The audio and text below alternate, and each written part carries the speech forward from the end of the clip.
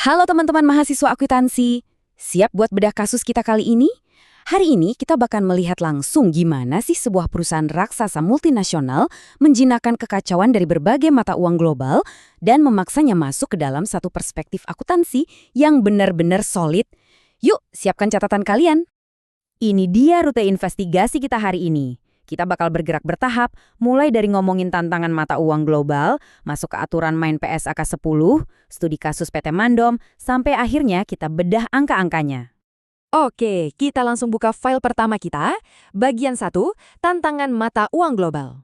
Pernah kebayang nggak sih gimana caranya nyatet pembukuan kalau nilai uangnya aja berubah-ubah terus tiap detik? Bayangin deh, ada perusahaan yang beroperasi lintas negara, beli bahan baku dan jualan produk pakai berbagai macam mata uang asing setiap harinya. Bikin laporannya tetap akurat itu udah kayak main teka-teki berisiko tinggi. Uang bergerak liar tapi laporan keuangan harus tetap nunjukin satu realita yang mutlak dan nggak tergoyahkan. Nah, buat mencahin teka-teki itu, kita butuh kerangka kerja. Kita masuk ke bagian kedua, aturan main PSAK 10.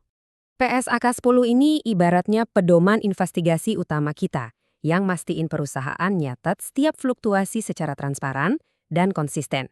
Dan yang paling penting, standar ini ngatur soal selisih kurs. Sebuah elemen krusial yang nanti bakal kita lihat bisa memutarbalikkan angka profitabilitas sebuah perusahaan secara dramatis.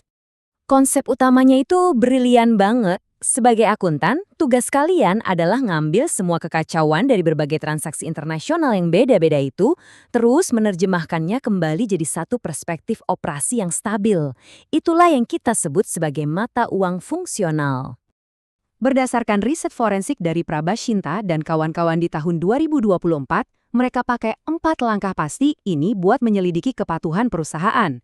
Mulai dari identifikasi transaksi, hitung selisihnya, analisis penerapannya, sampai nilai seberapa material dampaknya ke laporan secara keseluruhan.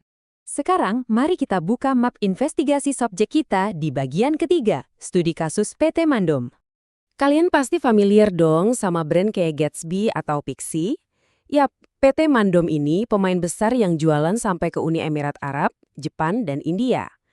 Karena mereka memutar roda bisnis pakai rupiah, dolar, dan yen tiap harinya, mereka ini jadi medan uji yang pas banget buat menganalisis paparan valuta asing di dunia nyata. Nah, ini dia bukti dokumenternya.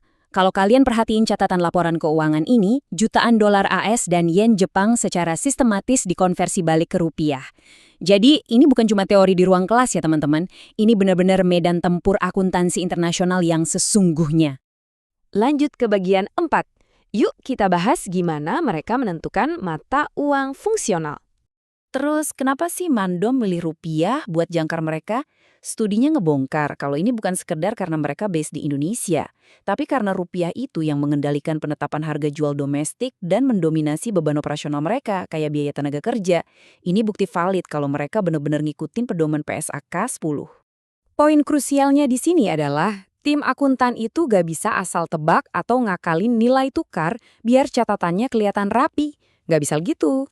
Aturannya mutlak, mereka wajib pakai kurs spot, alias nilai tukar yang pasti dan akurat pada detik dan hari terjadinya transaksi.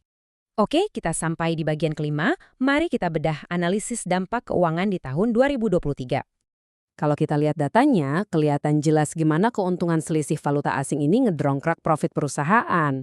Laba awal mereka yang tadinya 40,66 miliar rupiah langsung melonjak jadi 44,07 miliar rupiah setelah ditambah selisih kurs.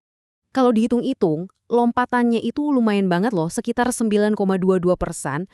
Bayangin aja.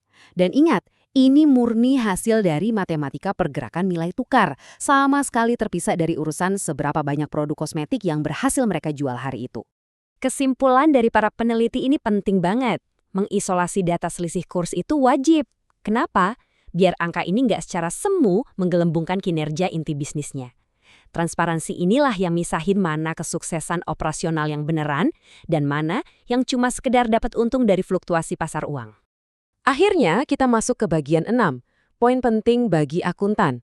Apa sih maknanya buat kalian? Kutipan dari riset ini menegaskan realita di lapangan. Ngikutin standar internasional itu bukan sekedar urusan kepatuhan atau formalitas birokrasi aja. Ini tuh soal ngebangun benteng kepercayaan dan transparansi yang nggak bisa ditembus oleh stakeholder kalian. Jadi, buat kalian para calon akuntan masa depan, saat kalian melangkah ke dunia kerja nanti, coba tanyain ini ke diri kalian. Di tengah lautan fluktuasi mata uang global yang kacau balau, gimana caranya kalian bakal pakai standar-standar ini buat ngasih kejelasan yang mutlak? Terus, asah insting analitis kalian ya, dan sampai jumpa di bedah kasus kita berikutnya.